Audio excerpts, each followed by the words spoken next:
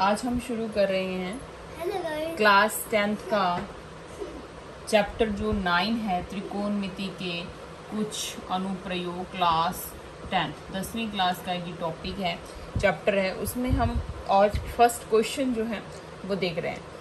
आपको हर क्वेश्चन की जो डायग्राम है वो कैसे बन रहा है वो जरूर समझना है, तब हम इस क्वेश्चन को जो है सॉल्व कर पाएंगे। सबसे पहला क्वेश्चन है, धरती पर एक मीनार ऊर्ध्वाधर खड़ी है। तो आपको सबसे पहले ये समझना है कि ऊर्ध्वाधर और क्षैतिज क्या होता है। जैसे एक लाइन ये है और एक ये है, तो ये क्या है, ये इसको बोलते हैं क्षैतिज, इसको बोलते हैं क्षैतिज। और इस तरीके की लाइन को क्या बोलते हैं, ऊर्ध्वाधर बोलते हैं। ये बात आपको ध्यान रखनी है। तो अब मीनार ऊर्ध्वाधर खड़ी है, तो मीनार ऊर्ध्वाधर है, मतलब मीनार कैसी होगी, ऐसी होगी। और वैसे ही मीनार, वैसे हम देखते हैं, जनरली देखते हैं तो मीनार ऐसी होती है। कोई भी मीनार या बिल्डिंग ऐसी नहीं होती, हमेशा ऐसे ही होती है। तो इस तरीके से मीनार जो है वो खड़ी है। फिर दूसरा पढ़े, धरती के एक बिंदु से, अब धरती कहाँ है, तो धरती यहाँ है। धरती के एक बिंदु से जो मीनार के पाद बिंदु, तो ये मीनार है और ये मीनार का पाद बिंदु है। ये तो मीनार का क्या है, शिखर है, और ये पाद बिंदु है। पाद बिंदु से 15 मीटर दूर है धरती का एक बिंदु। तो धरती का एक बिंदु कौन हुआ, यहाँ पर कहीं धरती पर एक बिंदु है जो मीनार के पाद बिंदु से कितना दूर है, 15 मीटर दूर है। और उसके बाद नेक्स्ट लाइन में लिखा है, मीनार के शिखर का उन्नयन कोण 30 डिग्री है। अब उन्नयन कोण क्या होता है, तो मीनार का ये शिखर है, उस शिखर को हम धरती पर खड़े जब देखेंगे तो कैसे देखेंगे, ऊपर की तरफ देखेंगे, उधर की तरफ, ऊपर की तरफ। क्यों, क्योंकि मीनार जो है उसका शिखर हमें देखना है। लेकिन यहीं अगर हम यहाँ खड़े किसी नीचे की तरफ किसी चीज को देखते तो वो अवनमन कोण होता है। ये तो उन्नयन कोण है, जो हम शिखर से ऊपर की तरफ देखते हैं, अपनी आंख की दृष्टि डालते हैं तो वो हमें ऊपर की तरफ दिखाई देता है, तो वो उन्नयन कोण होता है। और उन्नयन कोण कितने डिग्री है, तो यहाँ पर कितने डिग्री कोण है, 30 डिग्री है। ठीक है, मैं आपको एक बार दोबारा ये डायग्राम कैसे बनाए वो समझाती हूँ। और डायग्राम जिसको बनाना आ गया वो ये चैप्टर उसके लिए बिल्कुल आसान है। धरती पर एक मीनार ऊर्ध्वाधर खड़ी है। पहले यहाँ तक देखें तो धरती पर ये मीनार है, और मीनार हमेशा ऐसी बनती है, मीनार मतलब कोई भी बिल्डिंग। धरती के एक बिंदु से, ठीक है, यहाँ तक पढ़ो, तो धरती पर कोई भी एक बिंदु बना लो। मीनार के पाद बिंदु से कितना दूर है, 15 मीटर। तो मीनार का ये पाद बिंदु है और धरती पर कोई बिंदु उससे कितना दूर है, 15 मीटर दूर है। फिर मीनार के शिखर का उन्नयन कोण, तो ये मीनार का शिखर हुआ और उसका जो कोण है वो कितने दूर है, कितना है कोण, 30 डिग्री है। तो मीनार के शिखर का उन्नयन कोण कितने डिग्री है, 30 डिग्री है। आपको ज्ञात करना है कि मीनार की ऊंचाई कितनी होगी। तो ये मीनार है और ये उसकी ऊंचाई हमें क्या करनी है, ज्ञात करनी है। अब कोई भी डायग्राम है, उस डायग्राम को बनाने के बाद आप उसको नाम दे दीजिए। मान लो इसको ए दिया, इसको बी और इसको क्या दिया, सी नाम दिया, 3 नाम दे दिए। अब हमें कौन सी डिस्टेंस जो है वो पता है और कौन सी ज्ञात करनी है। तो ये वाली जो दूरी है वो हमें पता है और ये क्या करनी है, ज्ञात करनी है। इससे पहले हमें ये पता होना चाहिए कि कोई भी त्रिभुज है, उस त्रिभुज में ये कौन सा त्रिभुज होता है, ये होता है समकोण त्रिभुज। जिस त्रिभुज में एक कोण 90 डिग्री का हो उसको बोलते हैं समकोण त्रिभुज। और त्रिकोणमिति जो है वो हमेशा समकोण त्रिभुज पर ही अप्लाई होती है।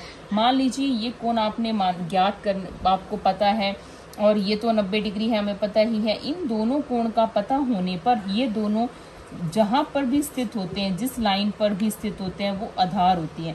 90 डिग्री के सामने वाली जो भुजा है वो क्या होती है, कर्ण होती है, और जो बच गई भुजा वो क्या होती है, लंब होती है। तो यहाँ अगर हम इसको देखें तो ये भुजा क्या है, लंब है, और ये भुजा क्या है, आधार है, और ये भुजा क्या है, कर्ण है। क्यों, क्योंकि यहाँ पर 90 डिग्री है, तो 90 डिग्री के सामने वाली भुजा क्या है, कर्ण है। और जिस भुजा पर समकोण और कोण दोनों बने हुए हैं वो क्या होती है, वो होती है आधार होती है, भुजा आधार होती है और लंब होती है। अब हमें पता कौन सी भुजा है, आधार, और ज्ञात कौन सी भुजा करनी है, लंब। तो ऐसा कौन सा त्रिकोणमितीय मान है जिसमें लंब और आधार दोनों शामिल होते हैं। तो इसके लिए हमें याद रखना है लाल बटे में कक्का। लाल बटे में कक्का।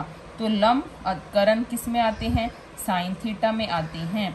आधार और करण किस में आते हैं, कॉस थीटा में आते हैं, आधार और करण। और लंब और आधार किस में आते हैं, तो ये आते हैं टेन थीटा में। अब हमें लंब और आधार में रिलेशन देखना है तो टेन थीटा देखेंगे। टेन थीटा बराबर लंब बटे आधार।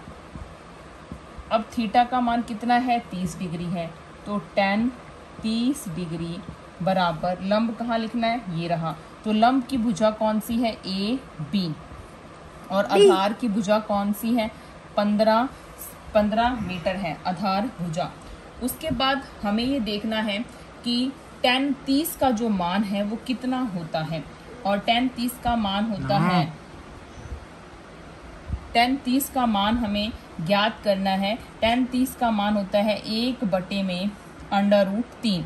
आपको ये मान ज्ञात कैसे करने हैं, तो उसके लिए हम एक सारणी बनाते हैं।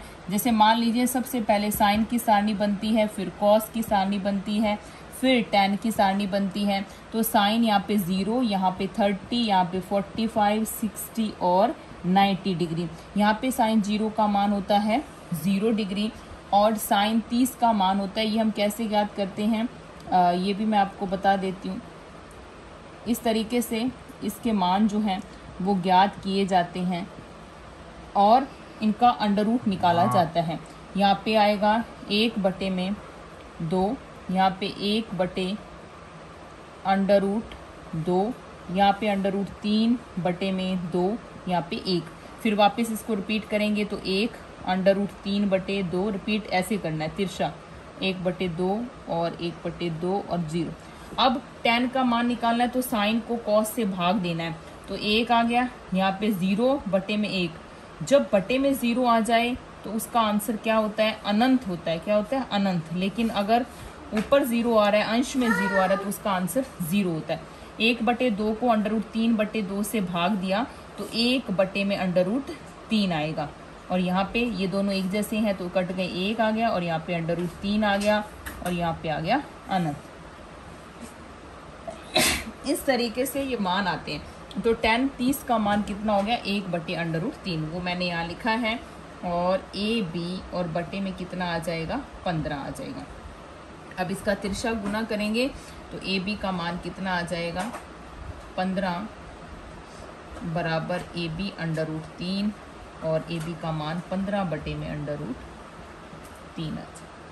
तो इस तरीके से हम इसको क्या है, हल कर सकते हैं। और अगर बटे से √3 हमें हटाना हो तो √3 से हम अंश और हर दोनों को क्या करते हैं, गुणा करते हैं। √3 से अंश और हर को क्या करते हैं, गुणा करते हैं। तो √3 से दोनों को गुणा करेंगे तो यहाँ पे 3 आ जाएगा, और 3 इससे कटेगा तो क्या बच जाएगा, 5, और 5 √3 जो है वो इसका आंसर आ जाएगा। ठीक है, ये √3 2 बार आ गया तो 3 बन जाएगा, 3 15 से कटेगा तो 5, और ये √3 वैसे का वैसे रह जाएगा, तो 5 √3।